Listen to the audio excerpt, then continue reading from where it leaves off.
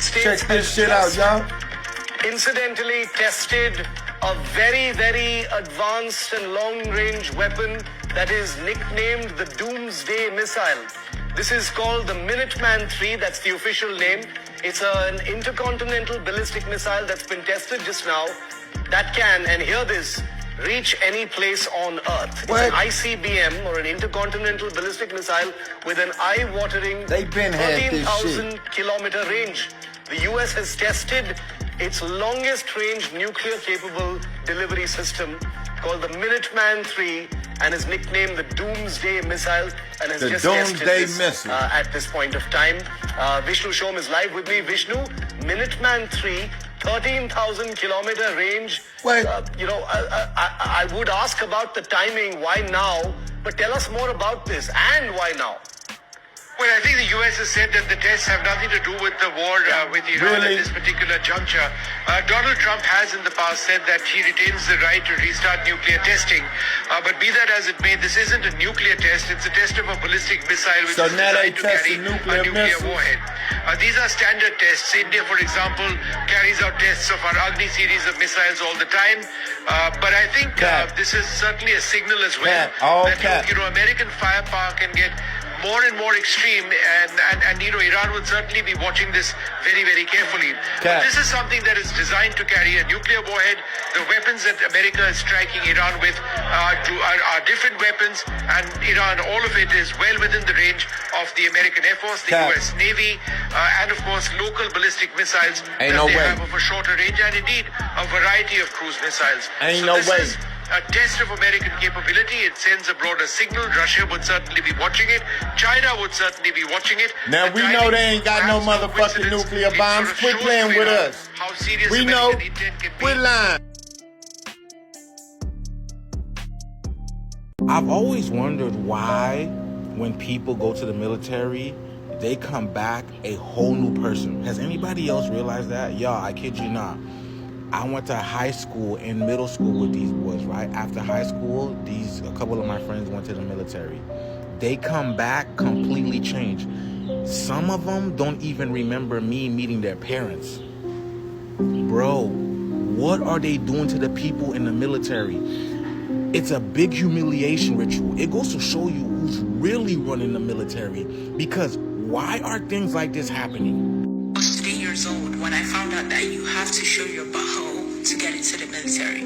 This here is actually true. Yes, you do have to show them your butt. You have to get naked and strip down and bend over and cough as if you was going to prison or jail. First step is going to be your recruiter. Next step will be MEPS. Next step will be reception. Next step will be basic training. Next step will be AIT. Next step will be any other training that you have to do. Next step will be duty station. When you go to MEPS, they are going to make you get naked in a room full of other people, so you're not going to be in there by yourself. If you are a girl, you will be in a room full of girls. If you are a man, you will be in a room full of men. They're going to make you get naked, hang all of your clothes up on a rack, and they're going to ask you personal questions. They're going to make you do certain exercises. They're going to make you bend over and spread it. They also are going to make you get on the ground and walk like a duck, but naked. It's called the duck walk. It's exactly what it sounds like. Get on the ground and walk like a duck, but naked. They're going to ask you when your menstrual cycle was. They're going to give you a drug test and stare just like this as the piss come from your private part into... There's nothing you can say that's going to make me think that any of that is necessary in order to go to war. Who the hell are you fighting? The boogeyman? Yeah, and then, right? So after they come back from the military, I would have conversations with them, man. The conversation with them was so weird. It's like they're a whole different entity. The soul, the spirit, the energy that was there, it's not there anymore, y'all. Does anybody realize that? Has anybody experienced that with anybody that went to the military? It's like they break down the essence, the soul of that individual, that being. Something diabolical is happening over there, man. Let me know down in the comments below, y'all. This is interesting. Let's continue to get this shit, man. Peace out. Beneath the Euphrates River, 4 fallen angels wait in chains. They don't want to escape, they want to stay. The Bible calls these entities so dangerous that God himself bound them at the birthplace of civilization for thousands of years. Revelation 9:14 explicitly commands, "Release the 4 angels who are bound at the great river Euphrates." As the water vanishes in 2026, the seal is breaking, and the world is finally hearing the screams of what was hidden. They won't come alone. 200 million supernatural horsemen with heads like roaring lions and steeds breathing fire, smoke, and sulfur are ready to strike.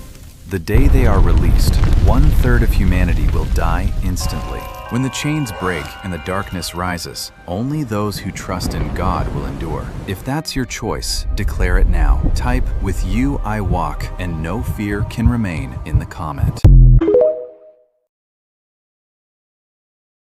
Why are there 4 fallen angels chained in the Euphrates River? According to the book of Revelation, these angels have been chained for thousands of years. They were detained for a single reason. Their power is so great that if they were released before the appointed time, humanity could not withstand it. It was God Himself who chained them in that place, not out of weakness, but because their judgment was not yet meant to come.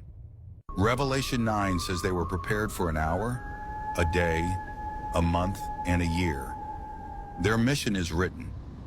When the time comes, they will be released to execute judgment upon the earth. They will not come alone. They will come with an army of 200 million supernatural horsemen. The Euphrates is not just a river, it is a prophetic prison. And those 4 angels are keys that will open the darkest stage of the end. The Euphrates River is drying up like Bible prophecy said that it would, and as it does, they're finding these cutouts, these caves, where people can literally walk through these long stretches of hallways, and in certain places, these crawl spaces where you can crawl through and explore. Revelation 9:14 says that there's 4 angels bound in the Euphrates River, and one day they will be let loose. As the waters recede and dry up, their findings have been astounding. Like this city that was covered by water, and as they continue to dig and excavate, what they have found has truly been out of this world. Turn your volume up, you're gonna want to hear and see this.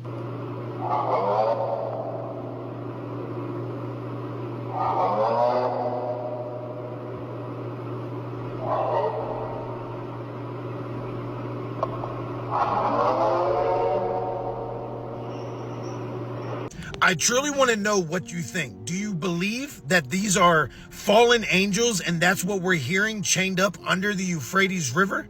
Let me know in the comments. The Bible says that these 4 angels will be let loose at a specific time and destroy 1/3 of the world. I am Abdullah, the successor of Imam al-Mahdi alayhi salam, the successor of the Comforter Ahmed, the successor of Simon Peter, the successor of Muhammad, the successor of Jesus Christ. I am the true and legitimate Pope. I am the proof upon the Christians. I am the son of the Muslims through my father, and the son of the Christians and the Jews through my mother. I am the son of the East through my father, and the son of the West through my mother. I am like Zulkarnain, who with one horn in the East and one in the West, and I am the inheritor of all that lies between. I am more knowledgeable than any false pope, and I am appointed by name in the will of the prophets. My name is also on the tongue of Isaiah, who prophesied of the righteous servant, and he said, "He will see his offspring and prolong his days, and the will of the Lord will prosper in his hand." Did you guys hear about Mr. Beast saying that he would run for president if they lowered the age? You mentioned that. No if he got elected. We're entering the Hunger Games. I guarantee. He puts all these prisoners on an island and says, hey, we're going to live stream all of these prisoners, and the one that wins gets set free. Everyone outside! Is there like a legit dark side to him? I don't know about. Everyone has a little bit of Mr. dark side. Beast, Mark of the Beast, M. Beast. I don't know what more you want, guys. If prophecy was talking about the Antichrist being Mr. Beast, it's just literal. We couldn't have been more straightforward with you guys. God's like, I told you. Right there. When I first heard of him, I was like, he's gonna be like a yoke tattooed like beast of a guy. And then like, you see him, and you're like, it's like, hey guys, my name's Jimmy. He looks like he just finished a glass of milk. The way he gets creative with his punishments, I'm like, this would be a nightmare if he were the world leader. He's like just a few degrees away from Squid Games. Like it's like, no, it's fun because they just get to go home for now.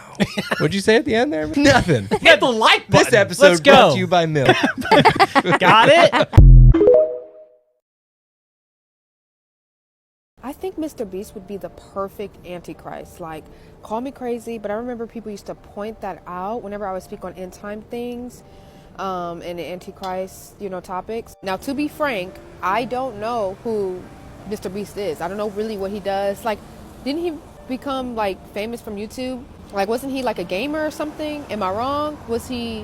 I think he was a YouTuber, right? I've literally never had any understanding of who this man was, but I've heard of him so many times. And especially when the whole TikTok selling thing came up, everyone was like, Mr. Beast is going to buy it, or he should buy it. And I was like, okay, so I just know of him, okay? But his ad came up. It was like an ad where he was like giving to the less fortunate or building homes and donating over $160 million. So clearly he has bank and he's very successful, right? But when I seen this video, I'm like, people were right. Like, looking at who he portrays and how he portrays, he would be a perfect Antichrist. Someone that no one would expect to ever be evil or think of anything evil because he donates money, or he seems like a sweet, genuine guy. He seems giving. He's a philanthropist, all these sort of things is what the Antichrist is supposed to be like. People always say like Trump is the Antichrist, or what's his name? Putin is the Antichrist. All these sort of people are the Antichrist, but meanwhile, the Antichrist is supposed to be extremely loved. He's going to be really loved. That's how people are going to be fooled. You're not going to be fooled by someone you hate or that you despise or you disagree with. People are going to fall in love with him because he's going to give this illusion of a peacemaker.